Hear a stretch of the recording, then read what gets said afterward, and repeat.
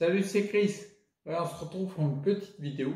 Alors là, tu as vu le thème de la vidéo, c'est plus de santé. Quand tu vas vers plus de santé, tu as moins de douleur. En fin de compte, je te dis d'où ça vient. En fait, j'avais posté un sondage la semaine dernière, un sondage pour avoir des informations, notamment à ceux qui consommaient du CBD. Si leur recherche, c'était soit d'avoir moins de douleur ou plus de santé. Et en effet, il y a eu des échanges, des posts, des coms en fait sur le post.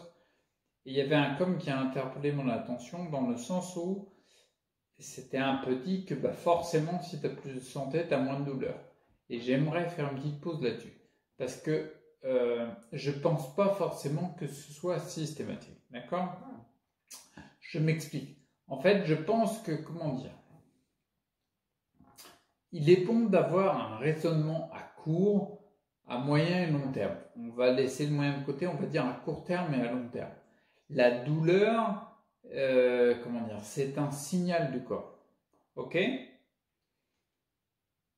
il se peut que lorsque tu tentes vers plus de santé, que tu prennes des compléments, peu importe ce que tu fais comme technique, que tu cherches à tendre vers plus de santé, que le rééquilibrage du corps suite à ton déséquilibre de santé se fasse avec des manifestations de douleur, d'accord? Des symptômes quelque part. Tu vois ce que je veux dire?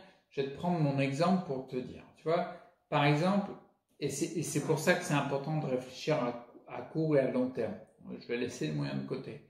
Ouais, court, moyen, long terme, c'est important. Donc je t'ai dit, je vais prendre mon exemple. En 2014, j'ai commencé très profondément mes cures de désintoxication des métaux lourds. Parce que j'avais vu que j'avais un taux de métaux lourds important, en passant des oligoscans, etc. Et mon objectif, c'était de diminuer ça. J'avais passé, j'ai commencé fin mai 2014. Ouais, c'est ça. Depuis octobre 2013 jusqu'à mai 2014, j'avais commencé à rééquilibrer mon alimentation selon le protocole du professeur Klinghardt pour préparer en fin de compte cette désintoxication de métaux lourds. Donc j'avais passé déjà octobre, novembre, décembre, janvier, février, mars, avril, mai. Ça fait 8 mois. J'avais passé 8 mois à rééquilibrer mon alimentation en vue de la désintox pour commencer à préparer mon organisme. D'accord? Pour pas faire de but en blanc quoi une désintoxication de métaux lourds. Bref, j'ai fait mon rééquilibrage alimentaire et puis j'ai commencé ma désintox aux métaux lourds. J'ai commencé par de la chlorella, la tonsure de mitochondrie, etc. Peu importe les détails de par où je suis passé, le fait est que systématiquement tout le long de ma désintox qui a duré plusieurs mois, et j'ai encore des métaux lourds à virer,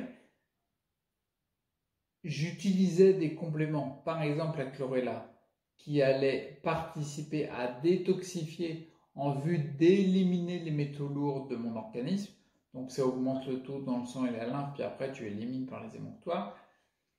Le fait est que lorsque je prenais de la chlorella, arrivait un moment, j'arrivais souvent à ce qu'on appelle une crise d'élimination ou crise d'Alzheimer. Donc la crise d'élimination, elle était systématique. À cette époque-là, je marchais. Pendant la crise d'élimination, je ne marchais pas, j'arrivais pas à marcher. J'avais des poussées de fièvre. J'avais des crises histaminiques, donc ça grattait dans tous les sens. J'avais des envies d'uriner très fréquentes. Qu'est-ce que j'avais encore? J'étais fatigué, mais j'étais épuisé à un point énorme. En général, ça durait 5 jours. Ce que je veux te dire par là, c'est juste pour illustrer mon propos. En fait.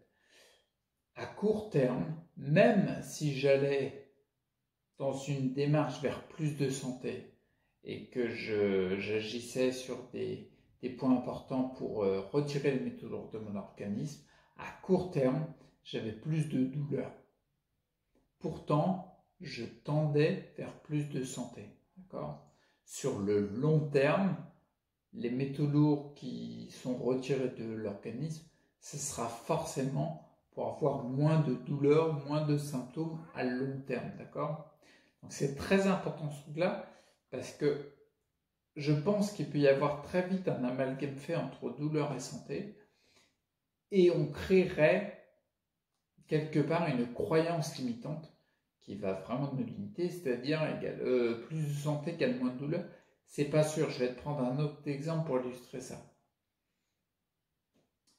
Tu vois, comment dire, si par exemple on en conclut plus de santé égale moins de douleur, ça peut être quelque chose qui n'est pas proche de la vérité. Par exemple, moi je sais, quand j'étais gamin, je faisais beaucoup d'angines et on m'a donné une quantité d'antibiotiques hallucinante, d'accord? Parce que, comment dire, je comprends pourquoi il y avait les antibiotiques, hein, pour baisser le pathogène, la prolifération du pathogène, pour calmer l'infection, baisser la fièvre et tout, etc. D'accord, ok.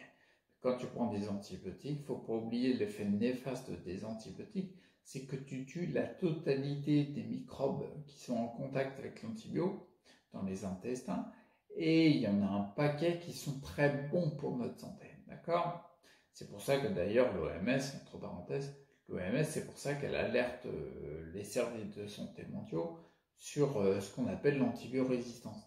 C'est-à-dire qu'à avoir utilisé trop d'antibiotiques, maintenant les pathogènes sont hyper résistants aux antibiotiques qu'on a créés. Bon, parenthèse fermée. Donc tu vois, le côté utilisation d'un antibio, il est clair et net que tout va se calmer.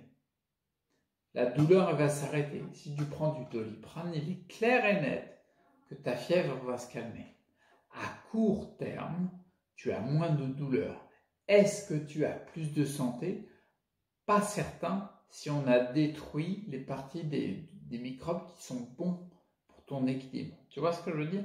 Même si en constatation, on constate qu'on a moins de douleur, je ne suis pas certain qu'on soit vraiment allé vers plus de santé à long terme.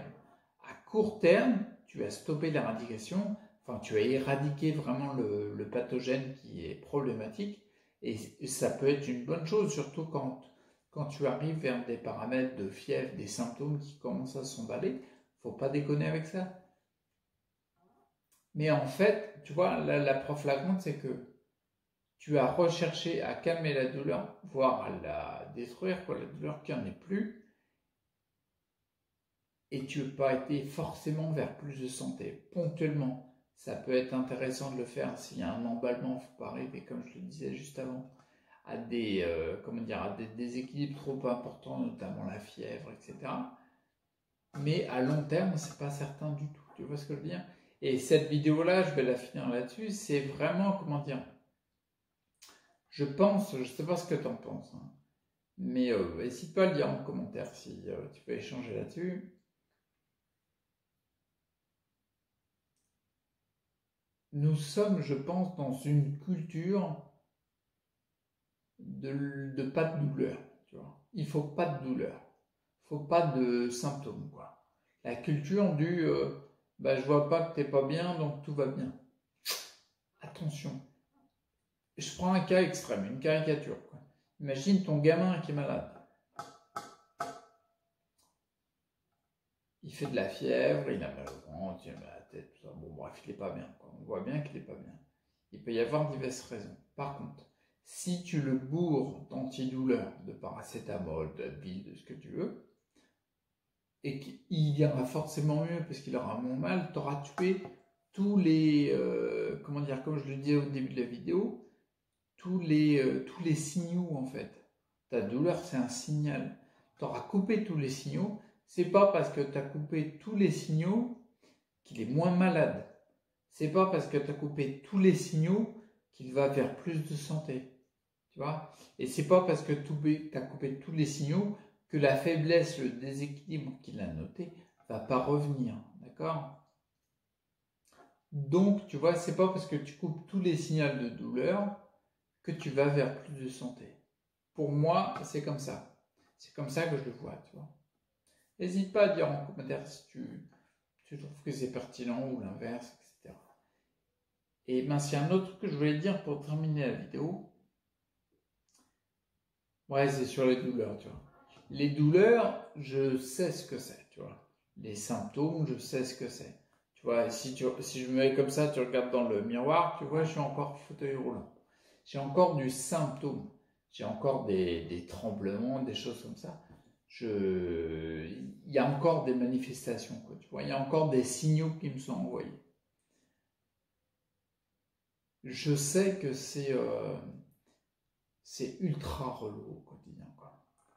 Donc je comprends complètement aisément le côté se dire attends, je prends une substance et je calme la douleur, quoi, parce que stop, quoi. Attention, parce qu'on a plein d'exemples de... Regarde, le paracétamol, c'est quand même... il est très pratique, le paracétamol, quand il est approprié. Par contre, on en consomme tellement. Par exemple, en France, c'est quand même le premier facteur comment on appelle ça, d'hépatite fulgurante. L'hépatite fulgurante, c'est pas joli à voir. Le paracétamol, ça te nique le foie, quoi, tu vois. Donc, ok, t'en prends un, t'en prends deux, d'accord. Mais si ça devient récurrent pour calmer ta douleur, je suis, oh là, je suis quasiment convaincu que tu ne vas pas vers plus de santé, mais dans l'autre sens. Pourtant, tu as moins mal. À court terme, tu te dis, bah, ça va mieux. À long terme, j'en suis pas certain, tu vois. Non, je suis carrément pas certain. Bon, je te laisse là, puis je te donne rendez-vous tout à l'heure à 14h, parce que cette vidéo-là sera diffusée samedi matin. Histoire, si tu as envie de reparler de ça, bon, on parle de ça, du thème de la vidéo du matin. Sinon, si tu as envie de parler de CBD, j'ai vu que tu avais vachement envie de parler de CBD. Donc, n'hésite pas, si le but du jeu, c'est de créer un rendez-vous où on se sent à l'aise et puis on échange sur les trucs qui nous importent, toujours dans le domaine de la santé. Hein, je vais pas te parler de la dernière série à la mode. C'est pas le sujet. Ok? Donc je te dis à bientôt. Bah à tout de suite. D'accord? Et puis n'hésite pas à liker la vidéo si elle t'a intéressé, t'abonner. Tu peux même laisser un pourboire sur le site Tipeee qui est le lien dans la description. Prends soin de toi. C'est la priorité number one. Et puis reste acteur pour ta santé. C'est la priorité number two. Ah, number 1,5. Juste après quoi. D'accord? Allez, on se retrouve à tout de suite. Ciao.